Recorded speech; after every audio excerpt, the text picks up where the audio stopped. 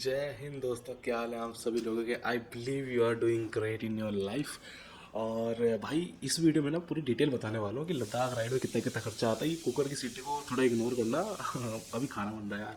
ठीक है, तो देखो यार, लद्दाख राइड में ना काफ़ी खर्चा आता है। दिखने में लगता नहीं कि यार इतना खर्चा हो गया, लेकिन काफ़ी खर्चा हो जाता है।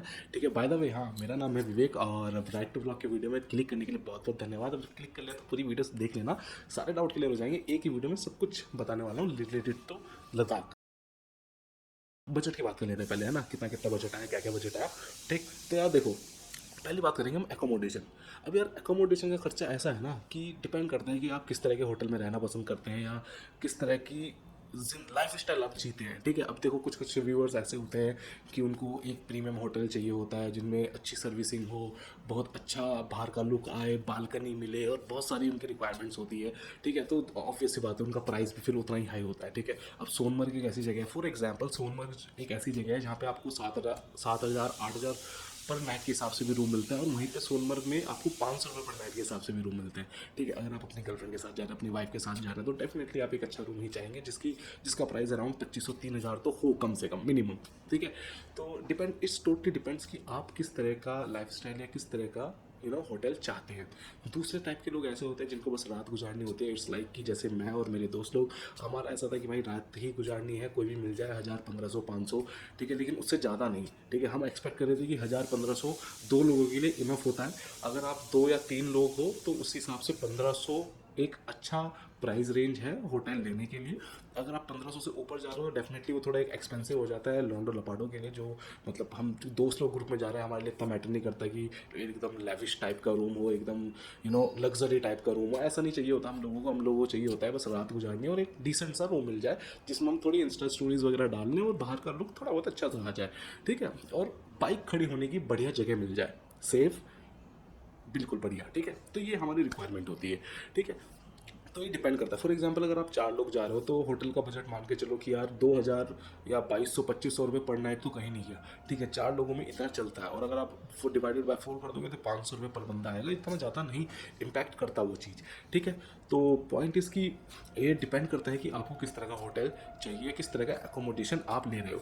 दूसरी चीज़ एक और इसमें ऐड ऑन हो जाती है, वो हो जाती है कि अगर आप प्री बुकिंग कर रहे हैं, यानी कि किसी वेबसाइट के थ्रू आप पहले से ही होटल्स वगैरह बुक कर रहे हैं, तो आपको वहाँ पे डिस्काउंट मिल जाता है। जैसे कि मेक माई ट्रिप के थ्रू जाओ या गो IBBO या जो भी ये इस तरह की वेबसाइट होती है ना, इनसे अगर आप बुक करते हो ना तो आपको 10% 20% 25% का डिस्काउंट मिल जाता है, और आपको एक्स्ट्रा कार्ड डिस्काउंट मिल जाता है। ठीक है, तो अगर आप इस तरह से प्री बुकिंग करते हो तो आपका जो बजट है और कम हो जाएगा, आपको एक अच्छे रेट पे होटल मिल जाएगा।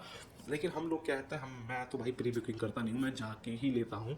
ठीक है, क्योंकि मुझे लगता है कि यार जब तक मैंने लोकेशन नहीं देखी तब तक मुझे मज़ा नहीं आता। फिर ऐसा लगता है कि यार प्री बुकिंग मैंने कर दी और लोकेशन कुछ खास नहीं है, तो फिर वहाँ पे लगता है कि क्यों ही करी, इससे बढ़िया तो यहाँ थोड़ा एक्सप्लोर कर लेते हैं, यहाँ पे और अच्छे होटल्स मिल जाते हैं। तो टोटली डिपेंड करता है person to person, personality to personality. Right, अब मैं आपको बताता हूँ मेरा कितना खर्चा है एकोमोडेशन। फिलहाल ट्रिप की थोड़ी डिटेल। ट्रिप थी हमारी 12 दिन की, टोटल किलोमीटर्स चले हम 3,000, और ट्रिप शुरू हुई थी न्यू दिल्ली से। हम गए थे श्रीनगर होके और वापस आए थे मनाली से होते हुए। ठीक है, तो ये पूरी ट्रिप थी, हम 4 लोग थे। कारगिल तक हम 2 थे, कारगिल के बाद हम 4 हो गए। डैट मीन्स कारगिल के बाद 2 दोस्तों ने हमें ज्वाइन किया। राइट, तो ये थी पूरी ट्रिप की डिटेल। अब इस ट्रिप की डिटेल के बेसिस पे जो मेरे पूरे 12 दिन का एकोमोडेशन का खर्चा आया वो आया 9,050 रुपये। अभी 9,050 रुपये का जो बाइफर्केशन है, या ये समझो इसकी जो डिटेल्स है, वो आपको मेरे लद्दाख राइड की सीरीज़ में मिल जाएगी। आप मेरी वीडियोस देखिए, आपको बहुत अच्छी लगेंगी। तो आप वो वीडियोस देखिए, आपको पूरी डिटेल मिल जाएगी, किस तरह के वो होटल्स थे, कहाँ कहाँ पे लोकेलिटी थी, उनके बाहर का व्यू कैसा था और सर्विसिंग कैसी थी। ठीक है, वो डिटेल्स आपको वहाँ मिल जाएगी। यहाँ पे सिर्फ मैं ओवरऑल आपको एक ओवरव्यू बता रहा हूँ। दूसरी चीज़, इस 9,050 रुपये में 2 जगह ऐसी थी जिसमें हमने डिनर एंड ब्रेकफास्ट को इंक्लूड किया। जैसे कि होटल रियल सियाचिन जो डिस्ट्रिक्ट में पड़ता है, वहाँ पे मैं 2 नाइट स्टे करा, और 2 नाइट स्टे करने पे एक बंदे का खर्चा आया 1,950 रुपये। ठीक है, जिसमें ब्रेकफास्ट एंड डिनर इंक्लूडेड था। उसके अलावा पैंगोंग में जब हम रुके थे, 1 नाइट स्टे किया था, वहाँ पे 1,000 रुपीज़ पर पर्सन था, जिसमें डिनर एंड ब्रेकफास्ट इंक्लूडेड था। अब बात करते हैं, हमें एक करगिल जब हम जा रहे थे तो हमें एक राइडर मिले, राइड विद जोशी उनका यूट्यूब चैनल है। तो उनका जो टोटल खर्चा आया लद्दाख राइड का, वो आया 8,500 रुपये। सीरियसली 8,500 रुपये। मैंने उनसे पूछा, मैंने कहा भाई साहब आपका इतना कम खर्चा कैसे आ गया, मतलब 8,500 रुपये में आपने 12-14 दिन की लद्दाख राइड कैसे कर ली, वो भी पूरा सर्किट, और वो चंडीगढ़ से चले थे। ठीक है, तो उन्होंने बताया कि वो कैंपिंग वगैरह करते हैं और खुद का खाना वो खुद बनाते हैं, ठीक है। वो होटल और बाहर का खाना नहीं खाते हैं, सब्जी वगैरह वो घर से लेके आ रखे थे और थोड़ी बहुत सब्जी उन्होंने रास्ते में परचेज़ करी थी, जो रिक्वायरमेंट होती ही है। ठीक है। और उनके पास जो बाइक है वो है हीरो की अचीवर। अब हीरो की अचीवर एक ऐसी बाइक है जो आपको काफ़ी अच्छा एवरेज दे देती है, और उन्होंने उस बाइक को इस तरह से मॉडिफाई कर रखा है कि वो लॉन्ग राइड के लिए काफ़ी सुटेबल बना रखी है। तो उससे क्या हुआ, उनका जो खर्चा है वो पेट्रोल का आया, और छोटे मोटे सामान जो उन्होंने परचेज करा उसका खर्चा आया, तो उनका टोटल खर्चा 8,500 रुपये में पूरा निपट गया। एंड आई वॉज शॉक्ड कि यार 8,500 रुपये, इससे ज़्यादा तो मेरा मेरा अकोमोडेशन का लग गया यार। ठीक है। 8,500 रुपये तो यार मतलब बहुत ही कम है, और बहुत ही ऐसा लगता है कि वाह, ऐसे तो मैं साल में 2-3 बार कर लूँ लद्दाख राइड। ठीक है। तो डिपेंड करता है कि अगर आप कैंपिंग वगैरह वाले बंदे हैं तो डेफिनेटली आपका जो बजट है वो काफ़ी लो रहेगा, और मतलब काफ़ी कम में आपका जो है लद्दाख राइड पूरी हो जाएगी, राइट। लेकिन आप मेरी तरह हैं जिनको होटल वगैरह चाहिए होता है, मतलब कैंपिंग वगैरह नहीं करते, होटल वगैरह में स्टे करना पसंद करते हैं, तो डेफिनेटली आपका बजट थोड़ा हाई जाएगा। ठीक है। चलो जी, एकोमोडेशन की बात हो गई। अब दूसरी चीज़ पे हम बात कर लेते हैं, वो है पेट्रोल के बारे में। ठीक है। कि भाई आप बाइक लेके जा रहे हो, कितना पेट्रोल का खर्चा आपका आया। तो मैं आपको बता दूं, मैं लेके गया था रॉयल इनफील्ड की मीटियोर 350, 350 सीसी की बाइक है, 35 से 40 के बीच में एवरेज देती है, और मेरा जो टोटल खर्चा आया पेट्रोल का पूरे 12 दिन का वो आया 8,000 रुपये। मैं राउंड फिगर करके आपको बता रहा हूँ 8,000 रुपये। वैसे तो मेरा खर्चा आया 7,974 या 75 रुपये के आसपास। ठीक है। दिल्ली से गए और दिल्ली में वापस टोटल 8,000 रुपये राउंड फिगर। ठीक है। अब 8,000 रुपये खर्चे में हम चले 3,000 किलोमीटर। अगर मैं 100 रुपये पर लीटर के हिसाब से भी कैलकुलेशन सिंपल करने के लिए बोलूँ तो मेरा लगभग कुछ नहीं तो 37-38 का एवरेज तो मुझे मिला है। हालांकि मुझे 40 से ऊपर का एवरेज मिला है, क्योंकि हमने जो पेट्रोल डलाया है वो 105, 107, 101, 102 इस टाइप के रेट पे डलाया है। बस एक ही जगह हमने 100 से कम में डलाया था। तो जी, दो चीज़ें हो गई, पेट्रोल हो गया, एकोमोडेशन हो गया। अब एकोमोडेशन में एक चीज़ और ऐड करना चाहूँगा, क्राउड। देखो, कभी कभी क्या होता है ना, आप एक ऐसी जगह जा रहे हो जहाँ पे पब्लिक काफ़ी जाती है, टूरिस्ट काफ़ी जाते हैं। ठीक है। आप कश्मीर से होते हुए लद्दाख जाते हो, तो कश्मीर एक ऐसी जगह है जहाँ पे लद्दाख वाले तो आते ही आते हैं, जो कश्मीर घूमने आया है वो भी वहाँ पे स्टे करता है। तो फॉर एग्जांपल अगर क्राउड ज़्यादा हो जाता है और होटल्स की अवेलेबिलिटी कम हो जाती है, तो जो बचे हुए रूम्स होते हैं उनके प्राइस हाई चले जाते हैं, और ये नेचर ऑफ बिजनेस है, ये होता ही होता है। ठीक है। तो इस चीज़ में हम कुछ नहीं कर सकते, ना हम कर सकते ना आप कुछ कर सकते, वो होटल वालों की मर्जी है। ठीक है। तो उस केस में आपका एकोमोडेशन का खर्चा थोड़ा बहुत ऊपर जा सकता है। ठीक। वो टोटली डिपेंड करता है आपकी सिचुएशन के हिसाब से। ठीक है। इस पर हम कुछ कंट्रोल नहीं कर सकते, वो बस वहीं जाके पता लगता है। ठीक है। हाँ, बस इसमें इतना कर सकते हो कि अगर आप प्री बुकिंग कर रहे हो, प्री बुक आपने होटल का रखा है, तब आप इस चीज़ से बच सकते हो। ठीक। चलो भाई, पेट्रोल का हो गया, एकोमोडेशन का हो गया, तो 9,050 रुपये प्लस 8,000 रुपये, तो ये हो गए आपके 17,050 रुपये, यानी कि 17,000 रुपये हो गए। 17,000 रुपये में दो चीज़ होगी, आपके घूमने फिरने का खर्चा हो गया, आपका ठिकाने का खर्चा हो गया। अब भाई साहब, अगर आप राइड कर रहे हो तो पूरे दिन भर ब्रेकफास्ट भी करोगे, लंच भी करोगे। ठीक है। अगर आप चाय पीने के शौकीन हो तो यार राइड के टाइम पे दिन में कम से कम 3-4 बार तो चाय पियोगे। मैं तो पीता हूँ यार। ठीक है। चाय वगैरह मतलब मुझे तो चलता है, और खासकर जब मैं पहाड़ों में जा रहा हूँ तो भाई रास्ते में मैगी भी खाऊंगा, चाय भी पीऊंगा, कहीं पे मोमोज मिल गए मोमोज भी खाएंगे। ठीक है। तो इस चीज़, ये जो छोटे मोटे खर्चे होते हैं ना, ये लगते छोटे मोटे हैं, लेकिन जब आप पूरी राइड करते हो ना पूरे 12 दिन की, तब पता लगता है ओ माय गॉड, ये तो काफ़ी बड़े लेवल पे चले गए। ठीक है। तो इस तरह के खर्चे भी होते हैं। अब देखो, फॉर एग्जाम्पल ये डिपेंड करता है पर्सनैलिटी टू पर्सनैलिटी। जैसे कि हो सकता है आप में से कुछ लोग चाय पीने के शौकीन ना हो। ठीक है। आपको नहीं लगता है कि आप बीच बीच में रुक के चाय नहीं पीना चाहते, आपने ब्रेकफास्ट कर लिया, लंच कर लिया, इनफ है, रात को आप डिनर कर लोगे, सिंपल सी बात। ठीक है। ये तो एक तरह की पर्सनैलिटी हो गई। दूसरी तरह की पर्सनैलिटी जैसे कि मैं बीच में चाय भी पीऊँगा, कहीं पे सोडा वगैरह या नींबू पानी मिल गया, गर्मी हो रही है, कोल्ड ड्रिंक पी ली। ठीक है। उसके अलावा कहीं पे रुक गया, कुछ फास्ट फूड खा लिया, कुछ स्पेशल अगर उस जगह का है, जैसे जलंधर की तरफ गए वहाँ पे कुछ अच्छा मिल गया है, जम्मू की तरफ गए वहाँ पे कुछ अच्छा मिल गया। तो कहने का मतलब ये है कि यार देखो, आपके ऊपर डिपेंड करता है कि आप किस टाइप के फूडी इंसान हैं, वो आपके ऊपर डिपेंड करता है। कुछ लोग ऐसे होते हैं जिनको सिगरेट्स पीना पसंद होता है राइड के दौरान, तो उनका सिगरेट का खर्चा भी एक्स्ट्रा एड ऑन हो जाता है राइड में। ठीक है। तो ये टोटली डिपेंड करता है कि आप किस तरह की पर्सनैलिटी है और आप किस तरह खर्चा करते हैं राइड के दौरान। ठीक। अब ये जो खर्चा है, जैसे कि 17,000 रुपये तो मैंने एकोमोडेशन पेट्रोल का बता दिया। अब ये जो खर्चा है जिसमें ब्रेकफास्ट होता है, लंच होता है, तो मान के चलो देखो, जहाँ पे मैंने और अभिषेक ने वेज खाना खाया था वहाँ पे हमारा जो मिनिमम बिल आया था वो 650-700 रुपये तो आया ही है। ठीक है। तो यार देखो, अगर आप नॉन वेज के शौकीन हो, आप नॉन वेज खाते हो, तो डेफिनेटली आपका बिल थोड़ा ज़्यादा आएगा। हमने भी नॉन वेज काफ़ी जगह ट्राई किया, तो हमारा बिल लगभग 1200, 1500, 1100 इस टाइप का बिल आया, जहाँ जहाँ हमने नॉन वेज खाया। जहाँ जहाँ हमने वेज खाया वहाँ पे 600, 700, 800 रुपये बिल आया। ठीक है। तो इस totally totally depends on you कि आप किस तरह के फूडी हैं और किस तरह का खाना खाना पसंद करते हैं। तो इस हिसाब से मैं मानता हूँ कि 5,000 रुपये 12 दिन के कहीं नहीं गए। ठीक है, ये मिनिमम बता रहा हूँ मैं, मिनिमम। अगर आप खाना पीना वगैरह खाते हो अच्छा, तो मेरे हिसाब से तो 5,000 रुपये 12 दिन के इस चीज़ों में, ब्रेकफास्ट लंच और ये जो छोटे मोटे खर्चे होते हैं, इनके कहीं नहीं गए। तो 17,000 प्लस 5,000 रुपये, ये हो गए 22,000 रुपये। अब इसमें मैंने आपके ड्रिंक्स के पैसे नहीं जोड़े हैं। जी हाँ, अगर आपको ड्रिंक करने का शौक है और अगर आप चाहते हो कि होटल में रुक के आपको ड्रिंक वगैरह करनी है, पार्टी शार्टी करनी है, तो वो अपना अलग से ऐड ऑन कर लेना दोस्त, वो इसमें ऐड ऑन नहीं है। ठीक है, मैंने सिर्फ खाना और लंच, ब्रेकफास्ट और छोटा मोटा चाय वगैरह जो जो छोटे मोटे खर्चे होते हैं ना, उनको ऐड ऑन करके मैंने बताया कि 5,000 रुपये मिनिमम 12 दिन के लगते ही लगते हैं यार। ठीक है, तो 17,000 प्लस 5,000 हो गए 22,000 रुपये। 22,000 रुपये में आपकी अच्छी खासी ट्रिप हो जाएगी। लेकिन अभी अब कुछ लोग ऐसे होते हैं कि यार भाई हम जा रहे हैं, लद्दाख जा रहे हैं, करगिल से होते हुए जा रहे हैं, सोनमर्ग पड़ रहा है, कश्मीर पड़ रहा है, श्रीनगर पड़ रहा है रास्ते में, तो आप शॉपिंग करोगे, शॉपिंग नहीं, एटलीस्ट ड्राई फ्रूट्स खरीदोगे, केसर खरीदोगे। अगर आपको इत्र का शौक है, आप इत्र परचेज करोगे। ठीक है, और अगर आप शौकीन हो कि यार कश्मीर से कुछ लेके जाना है अपने घर, तो डेफिनेटली आप कुछ ना कुछ परचेज करोगे। वैसे ही सेम गोज़ टू लद्दाख। जब आप लेह जा रहे हो तो लेह से कुछ ना कुछ लेके आओगे, जैसे कि वो जो होली फ्लैग होता है, जो वर्शिप वाला फ्लैग होता है, बुद्धा वाला, जो लद्दाख फ्लैग बोलते हैं जिसको, वो आप लेके आओगे। उसके अलावा कुछ अपने लिए कस्टमाइज टी शर्ट्स लेके आओगे लद्दाख से। तो बहुत सारी चीज़ें होती हैं परचेज़ करने के लिए। जब आप मार्केट में घूमते हो तो यार खर्चा हो जाता है। ठीक है, तो उसके मैंने मिनिमम 3,000 रुपये रखे हैं। अब ये जो मिनिमम 3,000 रुपये हैं, इन 3,000 रुपये में इट्स लाइक कि ये टोटली डिपेंड्स ऑन यू। मेरे तो मिनिमम 3,000 रुपये थे, मैंने जो लेके चला था कि यार इन 3,000 रुपये मुझे इत्र भी खरीदना है, कुछ ड्राई फ्रूट्स भी खरीदने हैं। ठीक है, और कुछ अगर मुझे मिल गया, कुछ अच्छा लग गया, तो टाइम के हिसाब से अगर टाइम मिला मार्केट घूमने का, तो डेफिनेटली कुछ ना कुछ परचेज मैं करूँगा। तो इस हिसाब से आप 3,000 रुपये मान के चलिए कि आपकी शॉपिंग वगैरह में लग सकते हैं। अब ये टोटली डिपेंड करता है कि आप किस तरह की शॉपिंग पसंद करते हैं। अगर आपके पास जगह ज़्यादा है तो हो सकता है आप ज़्यादा चीज़ें परचेज़ करो या कुछ एक्सपेंसिव चीज़ें परचेज़ करो। और कुछ अनएक्सपेक्टेड खर्चे भी होते हैं। अब कुछ अनएक्सपेक्टेड खर्चे कैसे होते हैं, फॉर एग्जांपल हमने रास्ते में जेरी कैन परचेज़ किया, कुछ रस्सियाँ यानी कि रोप परचेज़ करी उसको बांधने के लिए। ठीक है, और कभी कभी रास्ते में क्या होता है कि कुछ ऐसी चीज़ आती है, जैसे मेरा बैग फट गया था तो बैग सिलवाने का खर्चा। ठीक है, मैंने एक अलग से पिट्ठू बैग भी लिया था लद्दाख से, जिसमें मैंने वो जेरी कैन को रखा था। तो पिट्ठू बैग मेरा 1,000 रुपये का था। ठीक है, और जेरी कैन 250 रुपये का। ठीक है, उसके अलावा मैंने एक मफलर लिया था इंडियन आर्मी का, वो 200 रुपये का। तो इस तरह के जो छोटे छोटे खर्चे होते हैं ना, ये दिखने में छोटे छोटे होते हैं, लेकिन इसका जो इम्पैक्ट होता है पूरी राइड में काफ़ी अच्छा खासा बन जाता है।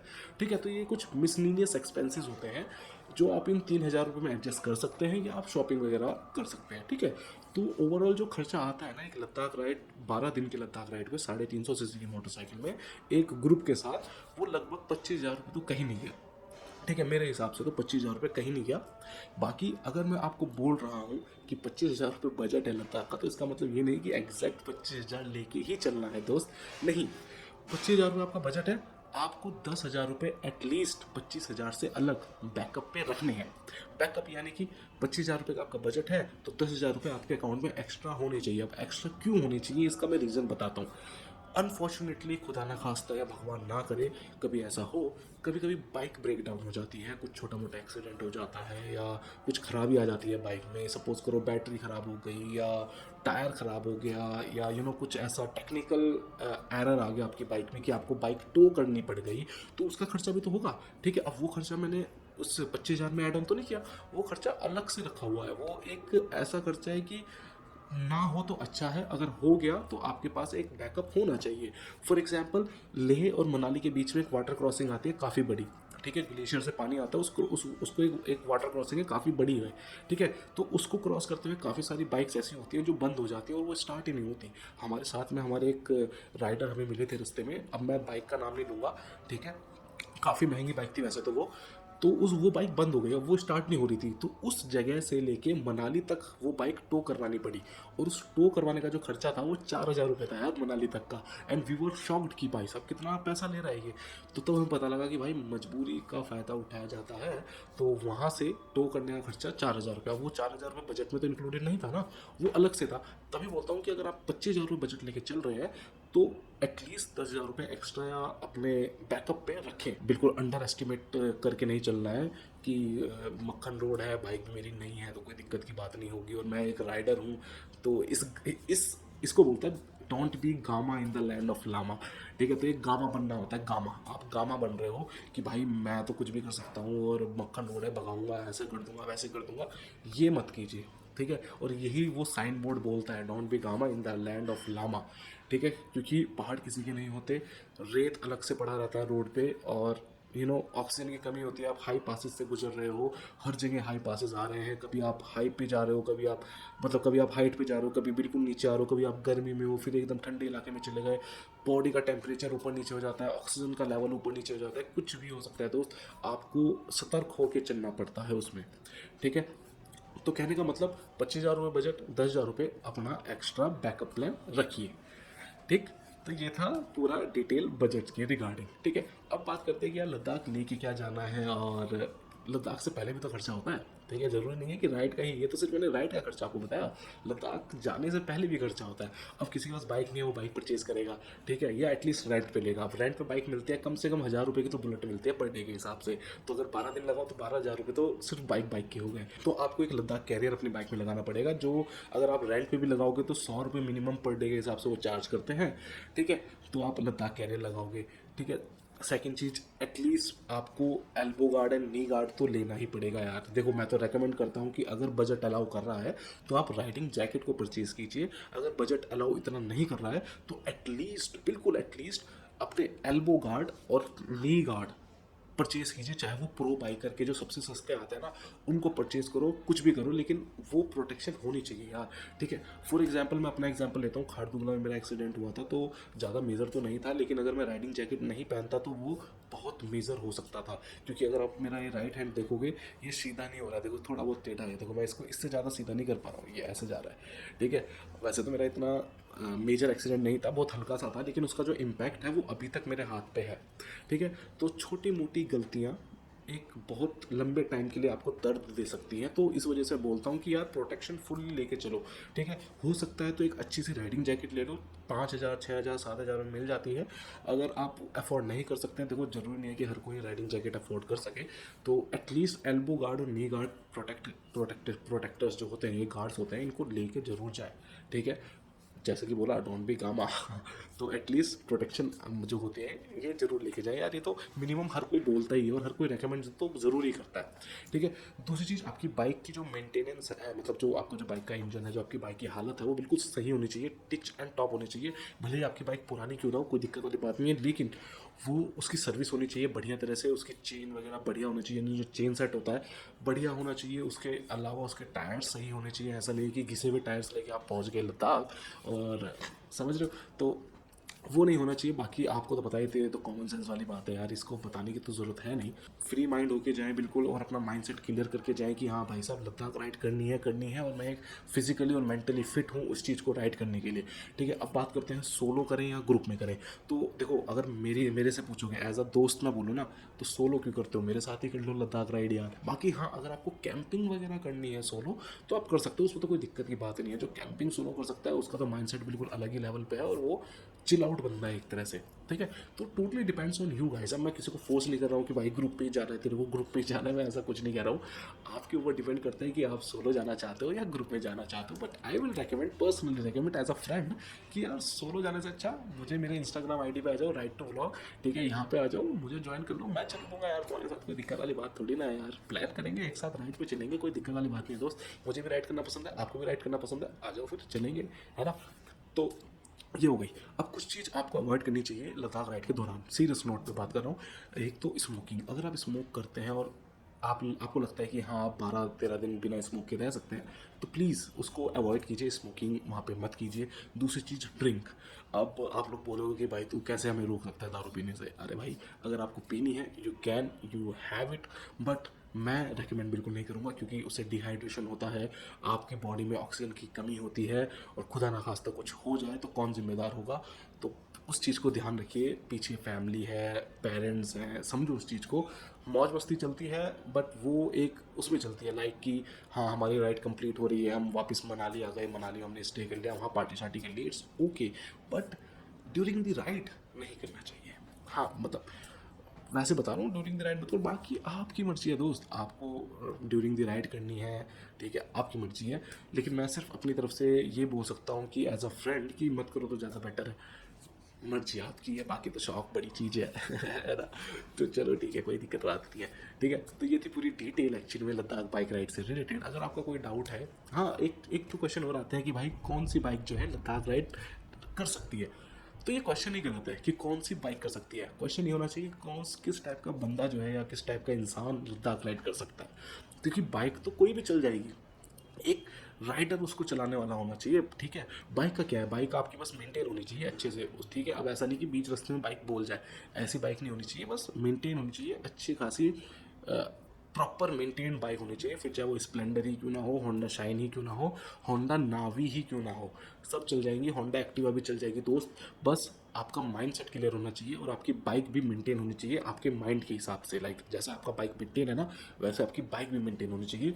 ईजिली लद्दाख राइड हो जाएगी, कोई दिक्कत वाली बात ही नहीं है। हाँ, अगर आपको पावर चाहिए, टॉर्क ज़्यादा चाहिए, तो ऑब्वियसली बात है आपको बड़े इंजन के साथ जाना पड़ेगा, जैसे कि 300, मतलब जैसे कि 350, जैसे जावा की 300 सीसी की आती है। फिर रॉयल इनफील्ड की तो ऑब्वियसली बात है बनी लद्दाख राइड के लिए है, ठीक है। उसके अलावा हिमालयन आ गई। अगर आपको ज़्यादा पावर चाहिए तो डोमिनार आ जाती है इस बजट में, लाइक 2-2.5 लाख रुपये बजट में आपको डोमिनार मिल जाती है, जो काफ़ी अच्छी पावर और काफ़ी अच्छा टॉर्क देती है और काफ़ी अच्छी स्पीड दे देती है, ठीक है। तो इस टाइप की आप बाइक पे जा सकते हैं। बाकी जाने के लिए तो स्प्लेंडर पे भी जा सकते हैं, कोई दिक्कत वाली बात नहीं है। लोग गए हैं, लोग तो होंडा नावी में भी गए हैं। तो ये टोटली डिपेंड करता है माइंड सेट के ऊपर, आपकी रिक्वायरमेंट के ऊपर, आपको किस तरह की राइड करनी है, ठीक है। तो ये था। बाकी ऐसा तो कुछ है नहीं जो मैंने कवर ना किया हो। मैंने आपको एकोमोडेशन का बता दिया, पेट्रोल का बता दिया, ठीक है। बाकी जो एक्स्ट्रा खर्चे होते हैं उस चीज़ का भी मैंने आपको बता दिया। बाकी बस कुछ चीज़ का ध्यान रखिए कि जब आप जम्मू कश्मीर की तरफ से जाते हैं तो प्लीज़ उनके इंटरनल मैटर्स पे ना पड़े तो ज़्यादा बेटर है। गो एज अ टूरिस्ट, हम भी टूरिस्ट हैं, आप भी टूरिस्ट हो, हालांकि वो हमारे देश का पार्ट है। अब डेमोक्रेसी आप कुछ भी बोल सकते हैं, लेकिन फिर भी किसी के इंटरनल इशू पे जाके बोलना अच्छा नहीं होता। मतलब कोई अगर उत्तराखंड आए और उत्तराखंड के ऊपर जैसे मेरे ऊपर ही कुछ बोलना शुरू कर दे और वो अपना पॉइंट ऑफ व्यू भले ही क्यों ना रखे, तो मुझे तो बुरा लगेगा ना कि कैसे बोल सकता है भाई, हमें पता है हम रह रहे हैं यहाँ पे। तो इट्स लाइक कि आप टूरिस्ट की तरह जाएं, उनके साथ कुछ ऐसा व्यवहार, मतलब इस तरह का डिबेट में ना पड़े तो ज़्यादा बेटर है, ठीक है। पॉलिटिकल डिबेट हो गई या इंटरनल अफेयर्स उनके जो होते हैं उस पर बात कर ली, इग्नोर करो यार, अपना एंजॉय करो। बहुत खूबसूरत लोकेशन है और वो लोग ना ग्रीट बहुत अच्छा करते हैं, बहुत अच्छे से ग्रीट करते हैं, ठीक है। अच्छे से खाना भी, मतलब जो खाना वगैरह जो उनकी सर्विंग होती है काफ़ी अच्छी होती है, काफ़ी अच्छी सर्विस प्रोवाइड करते हैं, ठीक है। ऐसी कोई दिक्कत वाली बात नहीं होती वहाँ पे, ठीक है। कोई भी वहाँ पे डिस्क्रिमिनेशन नाम की कोई चीज़ नहीं है मेरे हिसाब से। वो अगर आप एज अ टूरिस्ट जाओगे तो वो आपको as a tourist, as a god आपको ट्रीट करेंगे, to be very very honest, ठीक है। बाकी देखो, बाकी तो सबका अपना अपना एक्सपीरियंस होता है, हो सकता है किसी का बुरा हो, किसी का अच्छा हो। हमारा तो काफ़ी अच्छा एक्सपीरियंस रहा, ठीक है। तो उसके बेसिस में मैं ये बोल रहा हूँ, ठीक है। अब हर सिक्के के दो पहलू होते हैं, ये आप भी जानते हो। जो चीज़ें मैं आपके सामने बोल रहा हूँ या जो चीज़ें मैं इस वीडियो में रख रहा हूँ, ज़रूरी नहीं है वो सबके सामने सबके साथ सेम हो, ठीक है। अब मेरा 9,000 रुपये का एकोमोडेशन आया तो इसका मतलब ये नहीं कि पूरी दुनिया का एकोमोडेशन 9,000 रुपये में हो जाएगा, ठीक है। अगर मेरी बाइक में पेट्रोल 8,000 रुपये का लगा है तो इसका मतलब ये नहीं कि जितने भी व्यूअर्स देख रहे हैं उनकी बाइक में भी एग्जैक्ट 8,000 रुपये का पेट्रोल लगेगा, ऐसा नहीं होता। थोड़ा ऊपर नीचे होता रहता है। कि कोई भी आपका अगर डाउट होता है, कोई भी क्वेरी होती है, आप मेरे इंस्टाग्राम में आइए, राइट टू व्लॉग मेरा इंस्टाग्राम है, 200 फॉलोअर्स हैं, बहुत ज़्यादा। कोई दिक्कत नहीं है, आप वहाँ पे आइए, आप मेरे से क्वेश्चन पूछिए, मेरे से कांटेक्ट में रहिए, ठीक है। हम प्लान करेंगे आगे बहुत सारी राइड्स, और इस वीडियो के बाद भी एक राइड आने वाली है छोटी सी, बहुत खूबसूरत जगह की, तो वो भी इंजॉय कीजिए। एक चीज़ और है कि आपको कितना कैश ले जाना चाहिए और कहाँ कहाँ कार्ड जो है यूज़ हो जाते हैं और कहाँ कहाँ पेट्रोल पंप है जहाँ पे कार्ड यूज़ हो जाता है। तो यार देखो, मेरे हिसाब से जो हम लेके गए थे, मैं लेके गया था 15,000 रुपये कैश, ठीक है। अब जो 15,000 रुपये आप कैश लेके जा रहे हो, जितना भी आप कैश लेके जा रहे हो, उस पूरे कैश को एक जगह तो मत रखना। फॉर एग्जांपल आपने पूरे 15,000 रुपये अपने वॉलेट में रखने, तो ये मत करना, क्योंकि अगर वॉलेट मिसप्लेस हो गया तो आपके पूरे के पूरे पैसे एक शॉट में ख़त्म, पूरे बाहर एकदम। कोई चांस ही नहीं है, ठीक है। तो अगर आप कैश लेके जा रहे हो तो आप कैश को डिस्ट्रीब्यूट कर दीजिए। 5,000 रुपये अपने वॉलेट में रख लो, 5,000 रुपये अपने टैंक बैग में रख लो, ठीक है। 5-6 हज़ार रुपये अपने सैडल्स में डाल लो। मतलब ऐसा करो कि आपका जो पैसा है वो कैश एक जगह नहीं, मल्टीपल जगह रहे। तो हम 15,000 रुपये कैश लेके गए थे, हम मतलब मैं 15,000 रुपये कैश लेके गया था, और जो 10,000 रुपये था, यानी 25,000 रुपये बजट लेके गया था ना मैं, 10,000 रुपये जो मैं पेट्रोल का मान के चल रहा था वो मैंने सिर्फ अकाउंट पे रखे, और उसको मैंने यूज़ किया हर जगह पेट्रोल पंप जहाँ पर भी मैंने पेट्रोल डलाया। अब ध्यान रखिएगा, दिल्ली से लेके पूरे लद्दाख राइड में जहाँ जहाँ आपको पेट्रोल पंप मिलेगा वहाँ वहाँ कार्ड का यूज़ आराम से हो जाएगा। कोई ऐसा पेट्रोल पंप नहीं है जहाँ पे कार्ड का यूज़ नहीं होता हो, ठीक है। मैंने जहाँ पे भी पेट्रोल डलाया हर जगह कार्ड का यूज़ हुआ है, फिर चाहे वो नुब्रा वैली ही क्यों ना हो। नुब्रा वैली इतनी हाइट पे है, इतनी दूर है शहर से, वहाँ पे भी कार्ड आराम से चल जाता है। हालांकि वो कार्ड ऐसे करके लगाते हैं ऊपर, ठीक है, लेकिन चल जाता है, ठीक। तो वहाँ पे आपको कार्ड चल जाएगा तो ऑब्वियसली बात है। बाकी तो शहर ही है, लेह हो गया, श्रीनगर हो गया, पठानकोट हो गया, ठीक है, उधमपुर हो गया, ये सारे तो शहर हैं, यहाँ तो ईजिली चल जाएगा कार्ड, ठीक है। जो एक्सपेक्टेड नहीं था कि यार नुब्रा वैली में कार्ड चल जाएगा, वहाँ पे भी कार्ड चल जाता है, तो इतना कोई इशू नहीं है, ठीक है। तो आई विल रिकमेंड कि जो आपका पेट्रोल का खर्चा है उसको आप कार्ड से ही करें, 100% कार्ड से करें, कैश मत दें। कैश जितना हो सके अपने पास रखें, कैश का इस्तेमाल सिर्फ आप अपने एकोमोडेशन, ओके ठीक है, आ रहा हूँ भाई। कैश मिलना बहुत मुश्किल होता है जगह जगह पे, क्योंकि एटीएम अवेलेबल तो है, देखो ऐसी बात नहीं है कि एटीएम अवेलेबल नहीं है, लेकिन एटीएम के अंदर कैश अवेलेबल होगा या नहीं, ये $1,000,000 वाला क्वेश्चन हो जाता है, ठीक है। तो पॉइंट इस कि आपको एटीएम मिल जाएंगे, लेकिन एटीएम के अंदर कैश मिलना थोड़ा मुश्किल हो जाता है। और कभी कभी क्या होता है कि लंबी हॉलीडेज हो जाती है, लॉन्ग वीकेंड हो जाता है, लोग कैश निकाल लेते हैं, एटीएम खाली हो जाता है, कैश मिलना मुश्किल हो जाता है। बाकी तो वैसे तो फ़ोन पे वगैरह चल जाते हैं, उसमें कोई दिक्कत वाली बात नहीं होती, लेकिन फिर भी कैश ऐसी चीज़ है कि आपके पास होना चाहिए, ठीक। दूसरी चीज़, अब फ़ोन पे से मुझे एक चीज़ याद आई कि भाई साहब नेटवर्क कौन से मिल जाते हैं, आपके प्रीपेड सिम बंद हो जाते हैं। फिर आप चाहे कहीं का भी हो, आपका जो सिम है प्रीपेड वो श्रीनगर का अगर परचेज़ किया हुआ है, यानी कि जम्मू कश्मीर का परचेज़ किया हुआ है, वो तो चल जाएगा, ठीक है। लेकिन अगर उसके बाहर JNK से बाहर का कोई सिम है प्रीपेड, वो बंद हो जाएगा, फिर चाहे वो कोई सी भी कंपनी का क्यों ना हो। अब वहाँ पे सिम कौन कौन से चलते हैं मैं आपको बता देता हूँ। जियो का पोस्टपेड चल जाता है दोस्त, ठीक है। उसके अलावा BSNL का पोस्टपेड चल जाता है, एयरटेल का पोस्टपेड चल जाता है, ठीक है। तो ये 3 मेन सिम है, मतलब 3 मेन कंपनीज़ हैं जिनके पोस्टपेड सिम वहाँ पे इजीली चल जाते हैं। मैं जियो का पोस्टपेड लेके गया था, मुझे हर जगह नेटवर्क मिले, बस पैंगोंग पे नहीं मिले। पैंगोंग पे मुझे नेटवर्क नहीं मिले, बाकी मैक्सिमम जगह मुझे थोड़े बहुत छोटे मोटे नेटवर्क्स मिल गए थे। अब पैंगोंग ऐसी जगह है कि वहाँ पे BSNL के भी बहुत रेयर से मिल जाते हैं नेटवर्क, वो भी हवा के साथ मिल गए तो मिल गए, वरना नहीं मिलते, ठीक है। मैंने वहाँ पे पता किया था लोकल से ताकि मुझे घर पे फ़ोन कर सकूँ मैं, तो वहाँ पे कह रहे थे कि अभी नेटवर्क नहीं आ रहे हैं, बहुत रेयर आते हैं, BSNL के आते हैं, जियो के तो आते ही नहीं, ठीक है। इन फ्यूचर हो सकता है आ जाए, लेकिन फिलहाल तो नहीं है, ठीक है। तो जियो प्रीपेड आपका, सॉरी जियो पोस्टपेड आपका अच्छा चल जाएगा, हर जगह मिल जाएगा, कोई दिक्कत वाली बात नहीं है। और इंटरनेट की स्पीड भी काफ़ी अच्छी मिल जाएगी, ऐसा नहीं है कि लो मिलेगी, वैसे जनरली अच्छी स्पीड मिल जाती है। इनफैक्ट मैं वहाँ से स्टोरीज़ भी अपलोड कर रहा था, पोस्ट भी अपलोड कर रहा था, तो ईजिली हो जा रही थी, कोई दिक्कत वाली बात नहीं आई, ठीक है। कुछ कुछ जगह थी जहाँ पे नेटवर्क नहीं आते, ऑब्वियस सी बात है, आपको ऑल द वे नेटवर्क तो नहीं मिलेंगे, कहीं कहीं मिलेंगे, कहीं कहीं नहीं मिलेंगे, और मिलेंगे तो सिर्फ पोस्टपेड के मिलेंगे, ठीक है। तो आप पोस्टपेड सिम लेके जाइए, चाहे वो BSNL हो, एयरटेल हो या जियो हो, इन तीनों में। तो बाकी अगर मैंने कुछ चीज़ इस वीडियो में मिस कर दी होंगी तो एक तो आप मुझे कमेंट बॉक्स में बता दीजिएगा, पूछ लीजिएगा, या आप मेरे इंस्टाग्राम में जैसे मैंने आपको बताया, या आप मेरी जो लद्दाख सीरीज़ है ना वो पूरी देख लीजिएगा बिना स्किप किए, आपको मज़ा भी आएगा, आपको अच्छी अच्छी सीनरीज भी देखने को मिलेंगी, और आपके बहुत सारे डाउट्स वहाँ पे भी क्लियर हो जाएंगे जो शायद मैं इस वीडियो पे ना कवर कर पाया हूँ, वो ऑन द स्पॉट मैंने बोल दिया होगा। पूरे व्लॉग्स देखिएगा बिना स्किप करे, और काफ़ी मज़ा आएगा आपको, ठीक है। तो वैसे भी आप लोगों ने काफ़ी अच्छा सपोर्ट किया है मेरी लद्दाख बाइक राइड सीरीज़ को, उनके लिए तो बहुत बहुत धन्यवाद। मतलब बहुत ही मज़ा आया, और काफ़ी अच्छा लगा कि काफ़ी अच्छे व्यूज़ आए मेरे लद्दाख सीरीज़ में, इतना एक्सपेक्टेड नहीं था, लेकिन बहुत मज़ा आया, राइट। और बाकी मैंने अपनी जो रॉयल एनफील्ड मीटियो 350 है उसका रिव्यू मैंने कर दिया है पूरा बढ़िया तरह से, आपको पूरी डिटेल बताई है, वो लिंक यहाँ पे आ रहा होगा, ठीक है। वो वीडियो आप चेकआउट कर लीजिए। उसके अलावा मैंने कुछ चेंजेस भी करवाए हैं अपनी बाइक में, तो उसका भी लिंक मिल जाएगा। तो सारी वीडियोस मैंने बना रखी है, ठीक है। बाकी कोई दिक्कत वाली बात नहीं है, राइड पे जाते रहेंगे। आपको मेरे साथ कोई राइड प्लान करनी है, मेरे इंस्टाग्राम पे आ जाइए, ठीक है। आप फॉलो करना, आपकी इच्छा है यार दोस्त, बस आप DM कर देना कि भाई इस टाइम में आपकी राइड है, तो देखता है मुझे छुट्टी मिल गई तो मैं आपको ज्वाइन कर लूँगा, कोई दिक्कत वाली बात नहीं है यार, घूमेंगे फिरेंगे, ऐश करेंगे, और क्या, ठीक है। चलो फिर, वीडियो अच्छी लगी हो, इन्फॉर्मेटिव लगी हो तो लाइक कीजिएगा, शेयर कीजिएगा। जहाँ तक सब्सक्राइब की बात है, तो जिन जिन भाइयों ने, जिन जिन दोस्तों ने मतलब चैनल को सब्सक्राइब कर दिया, उनको दिल से धन्यवाद, और जिन्होंने नहीं किया है आराम से कर देना, तो अब हर साल जाना हो जाएगा, है ना, कोई बात नहीं, आराम से सब्सक्राइब कर देना, है ना। बाकी ये है कि कांटेक्ट में रहिए, और अपने परिवार का और देश का ख्याल रखिए। मिलते रहेंगे ऐसी कुछ और वीडियोज़ में, तब तक के लिए बाय बाय, टेक केयर, जय हिंद।